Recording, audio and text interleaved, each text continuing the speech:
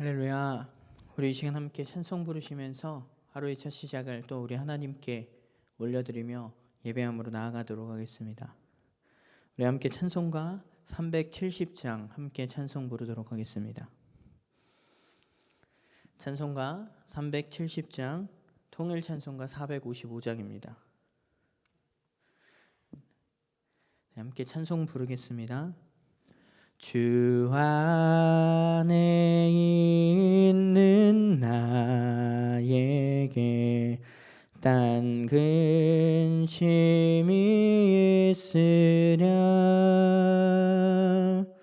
십자가 밑에 나가 내 짐을 풀었네. 주님을 찬송하면서 할렐루야 할렐루야. 내 앞길 멀고 험해도 나 주님만 따라가리. 그 두려움이 변하여 내 기도 되었고, 전날의 한숨 변하여 내 노래 되었네. 주님을 찬송하면서 할렐루야 할렐루야. 내 앞길 멀고 험해도 나 주님만 따라가리. 내 주는 자비하셔서 늘 함께 계시고, 내 궁핍함을 아시고 늘 채워주시네.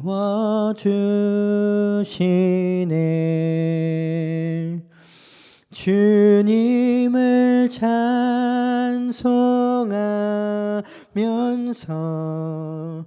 할렐루야 할렐루야. 내 앞길 멀고 험해도 나 주님만 따라가리. 내 주와 맺은 언약은 영불변하시니,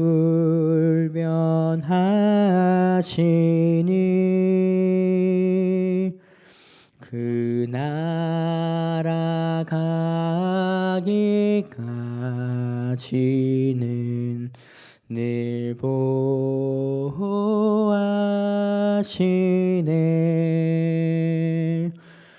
주님을 찬송하면서 할렐루야 할렐루야. 내 앞길 멀고 험해도 나 주님만 따라가리. 아멘. 함께 기도하시겠습니다. 사랑의 하나님, 감사합니다. 오늘도 우리에게 새 하루를 허락하여 주시고, 부활을 넘어서 성령 강림 주일을 향하여서 성령을 소망으로 품고 하루하루를 살아가게 하시니 주님 감사합니다. 오늘도 세상의 것 구하며 의지하는 것이 아닌 하나님의 말씀 앞에 무릎으로 나아가며 하나님의 말씀 앞에 순종으로 나아가는 삶이 되어질 수 있도록 주님 붙들어 주시옵소서. 오늘을 우리의 삶도 세상 속에서 죄 가운데 가득 차 있는 것들로 수많은 유혹들이 있겠지만 성령 하나님께서 우리의 삶을 붙들어 주셔서 승리할 수 있도록 능력을 허락하여 주시옵소서. 하나님의 말씀 안에 거하며 살아가는 삶, 매일이 주와 동행하는 삶이 되어지도록 성령님께서 오늘도 인도하여 주실 줄 믿사오며 거룩하신 예수님의 이름으로 기도드립니다. 아멘. 네, 오늘 함께 나누실 말씀은 전도서 9장 11절에서 12절 말씀입니다. 네, 구약성경 전도서 9장 11절에서 12절 말씀입니다. 제가 가진 성경으로는 956페이지, 957페이지에 있습니다.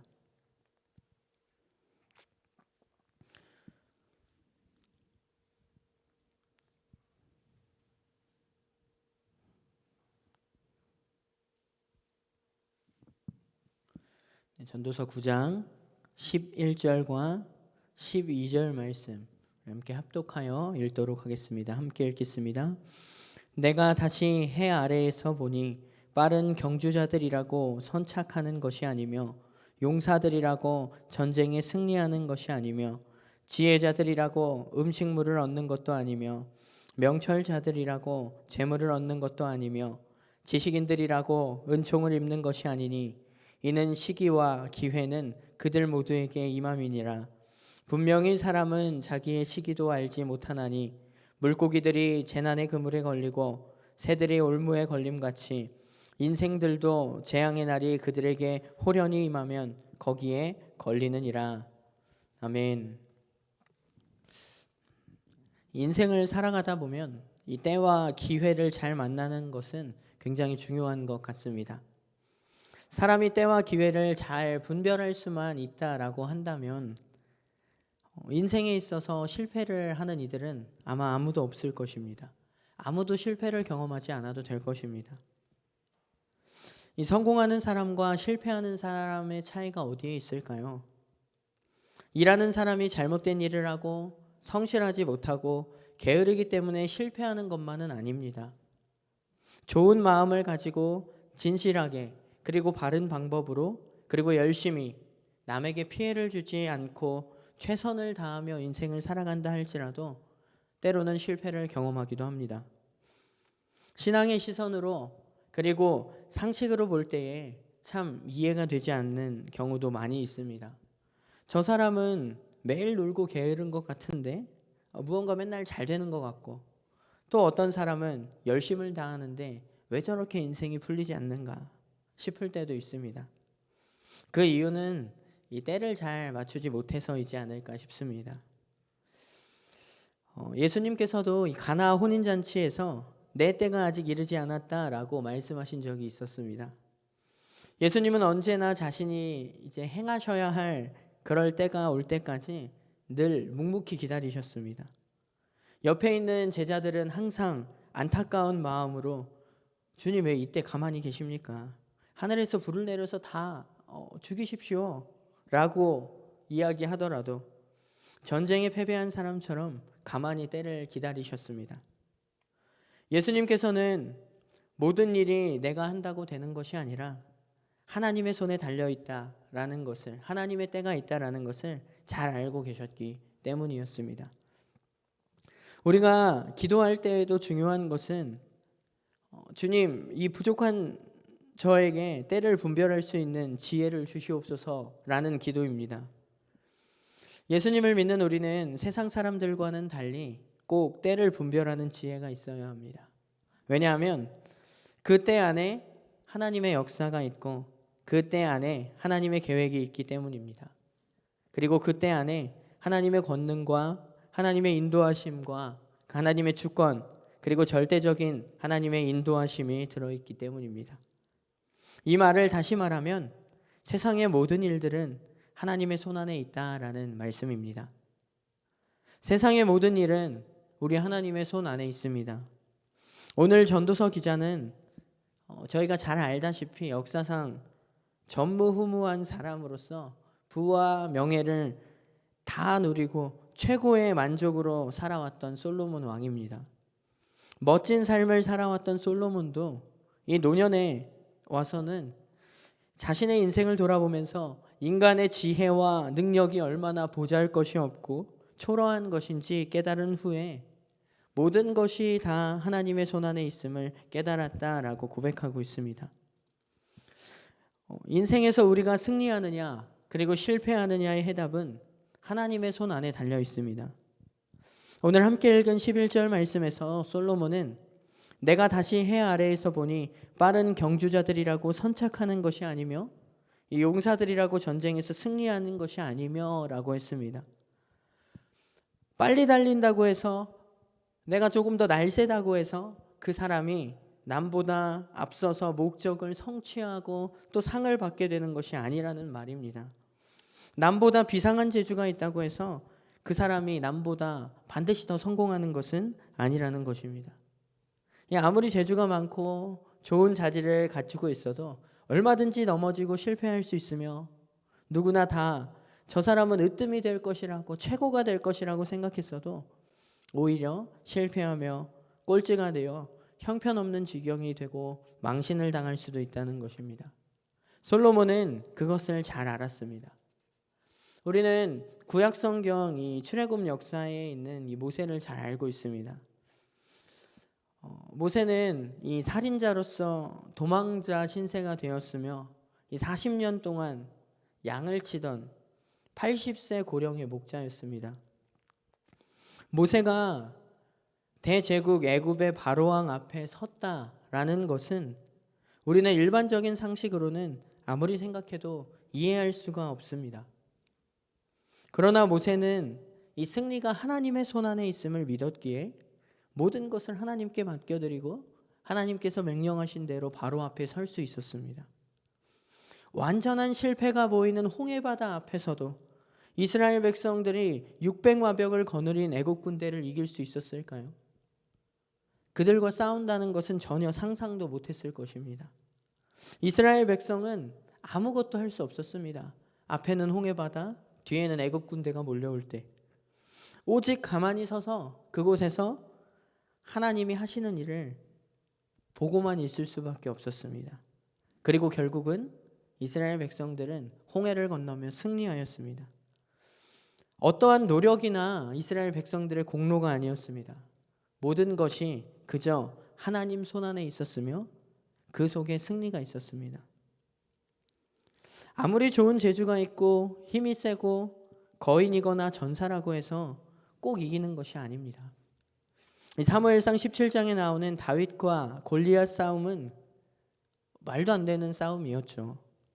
그러나 다윗은 골리앗을 향하여 너는 칼과 단창으로 내게 나아오거니와 나는 만군의 여호와의 이름으로 내가 모욕하는 이스라엘 군대의 하나님의 이름으로 너에게 나간다 라고 선포하였습니다.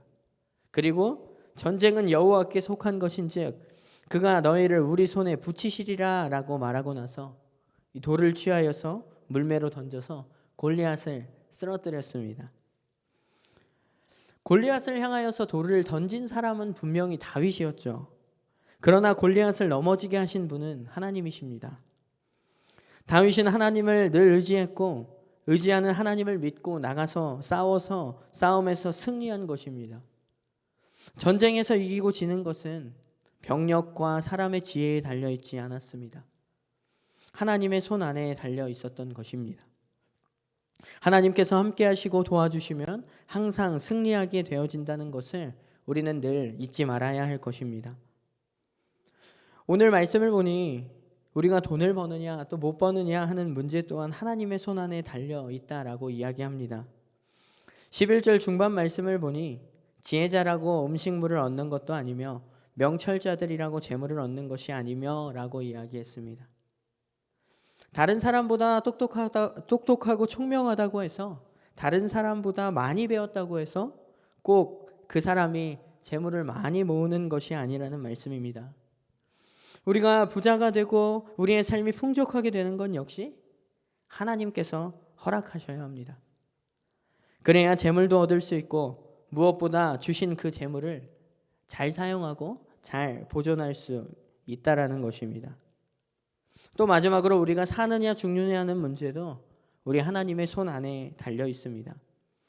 우리 오늘 12절 말씀 함께 다시 한 번만 읽어보도록 하겠습니다. 12절 말씀입니다. 함께 읽겠습니다.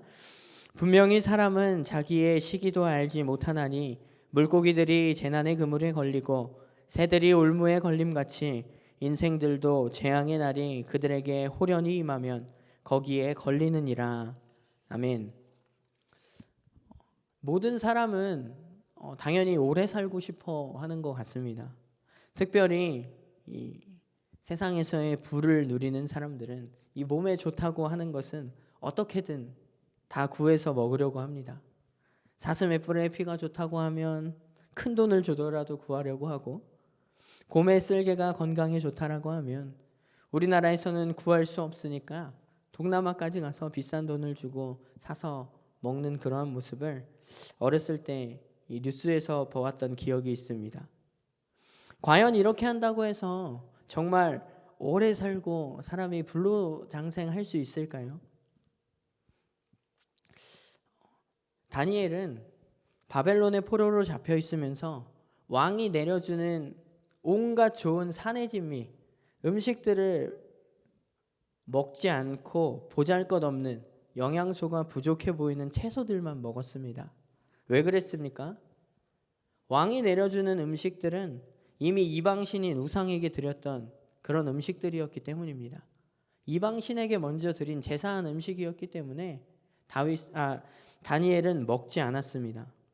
그러나 다니엘의 얼굴은 오히려 온갖 산의 진미, 좋은 음식들을 다 먹었던 다른 이들보다 더욱 더 빛이 났습니다. 하나님 앞에서 결단하여서 이방신을 섬기지 않고 오직 하나님만을 의지하였기 때문입니다.